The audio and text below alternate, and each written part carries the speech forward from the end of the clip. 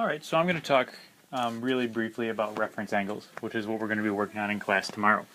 Reference angles are using a single angle in the first quadrant to figure out everything in the other quadrants. So, there's a point in the first quadrant, we'll say that's right here, and we'll call that the point 2, 1. There's a point back here somewhere that is negative 2, 1. There's a point down here, which is negative 2, negative 1. And there's a point over here, which is 2, negative 1. So what this is saying is that if you look at these angles that are formed when you draw this, and I know mine aren't super great, but this angle here, this angle here, this angle here, and this angle here are all congruent. So the sines and cosines, because we know that up here this is cosine sine for all of these. So the angles are related somehow, and this kind of goes with the supplementary thing, because we've been talking about complements and cofunctions. So this is kind of has to do with supplementary.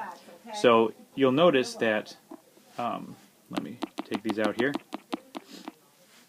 that this angle and this angle are the same. So the angle right here is supplementary to this. So if I gave you this angle, and let's say it was 120 degrees, and I wanted to find the little green angle there, which is called the reference angle, so this here is the reference angle, I would do 180 minus 120, so my reference angle for this would be 60.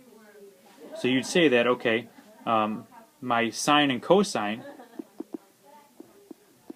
of 60 are going to be close to what my sine and cosine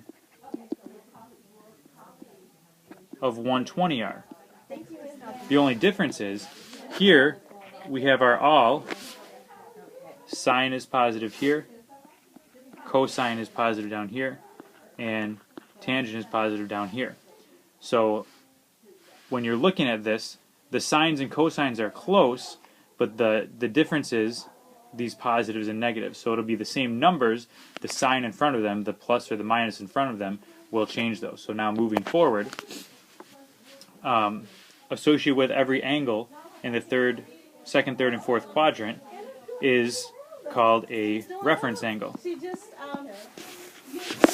the door here.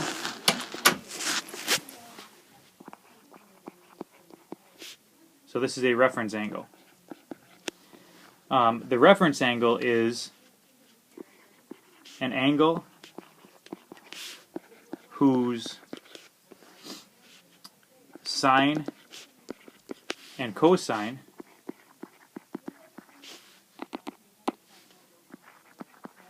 are the same numbers, but different positive or negative. So you can kind of see in these diagrams here that in the first quadrant you have a 60-degree angle, and in the second quadrant, if you take a 60-degree angle off of the x-axis, what's left is that 120. So the reference angle is 60, the actual angle is 120. So you can use 60 to find the sine, cosine, tangent, all that stuff. Same thing in the third quadrant, but here we're going 60 above 180. So you would do 180 plus,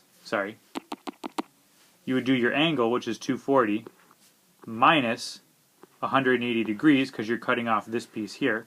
This is gone, and you're left with just that 60. In the third quadrant, you're taking the whole circle. So you're taking 360 and subtracting away your angle, which in this case is 315, and that gives you your little reference angle here. It gives you that missing piece. So if you think about it in terms of what you're looking for, it's whatever is from the x-axis. So from the x-axis to the angle. From the x-axis to the angle. From the x-axis to the angle. over here from the x-axis to the angle. So you need to either find a piece, you need to find whatever piece you're looking for there. Again, it's measured from the x-axis, not the y-axis. This here looks super confusing. All it's showing you is that for each one of these angles, so for example, for 30 degrees right here, well, 150 would have a reference angle of 30 because that's what gets you to 180. So if you look at your cosine, they're similar, but one of them's got a negative. If you look at your sine, they're actually exactly the same in this case. You can do the same thing going down. So 210 has a reference angle of 30 because it's 30 degrees away from the x-axis. And again, your sine and your cosine are pretty close. They just have those negatives out in front of them. The last one over here is 330 degrees. So that's, again, 30 degrees away from the x-axis, and your sine, your cosine and sine are almost identical. The rest of this packet here is just showing you that exact same thing. So we'll fill this in class really quick. So in the second quadrant, in the third quadrant, and in the fourth quadrant. And then we'll go through a couple of the examples because once you figure this out, it actually ends up being really quick. So I'm going to go through the first one. We'll do the rest of them in class. So sine of 240 as a positive acute angle. So if you look, 240 degrees is somewhere over here. So this is 240.